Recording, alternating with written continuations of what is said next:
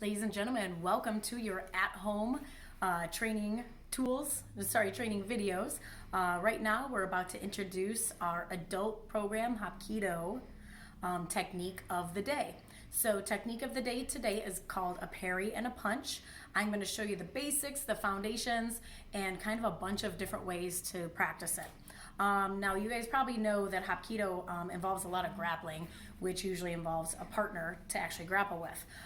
We know a lot of you guys might not have that available at this time, maybe no kids or spouses to beat up around the house, so we decided for our first technique of the day, this is going to be something you can do solo without a partner. So again, the technique of the day is called parry and punch. A lot of you guys might use the term deflection, and what it's going to look like is something like this. We're going to have our parry and our punch.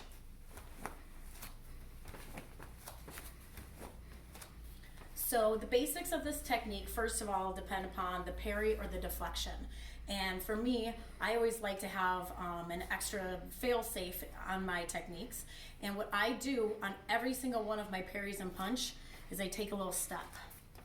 I imagine that there's a V on the floor and I'm stepping off at a 45-degree angle as I'm doing my deflection. So as you can see my feet move, you could practice this along with me. You know, just take that little step in. Now what that does for me is kind of my fail-safe, because if I'm going to deflect or parry a punch, I want to make sure that it's not just depending on my arm. I might miss, my timing might have been bad, and I don't want to be off balance by moving this way. So what I want to do is I want to take that step and do my deflection or my parry. I might parry in, I might parry to the outside, I might parry to the inside of the punch, but every time what I'm doing is I'm taking that little step, and that helps me because then if there's an attack or a punch coming in, I'll still be out of the way even if my hand misses. Just a quick note on your parry. When I see students practicing this a lot, sometimes they parry all the way. They're trying to get that punch as far away as they possibly can. They parry it really far.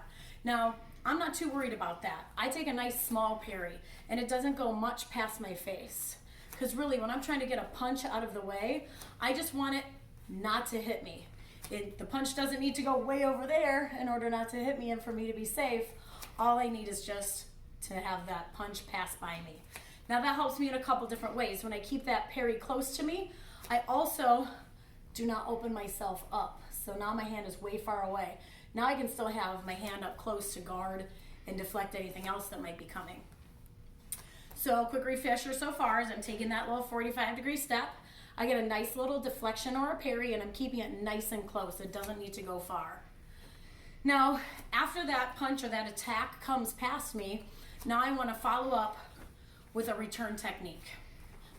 Those techniques can come at any angle, any direction. So what happens is I'll take my parry and I'll return. I'll take my parry and I'll return. I'll take my parry and I'll return. So any technique will do. Can go above my arm, can go below my arm. Depends on where I want to hit my partner, how tall or how short I am, and what techniques I'm comfortable using. Last, if you'd like, I'm a big fan of kicks, so I'm going to add in a kick to my parry and punch. So what's going to happen is I'm going to parry, I'm going to strike, I'm also going to throw in a kick there. Parry, strike, kick. Any of these kicks work, and I highly recommend something low and simple. Here, boom, strike. Parry, punch, strike.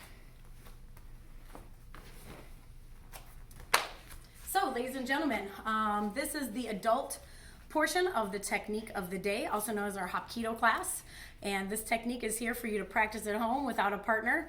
And if you do have the luxury of having a partner at your house that'll fight with you a little bit, all you have to do is have them hold their hand out or slowly come in with their attack, and you can practice our technique of the day.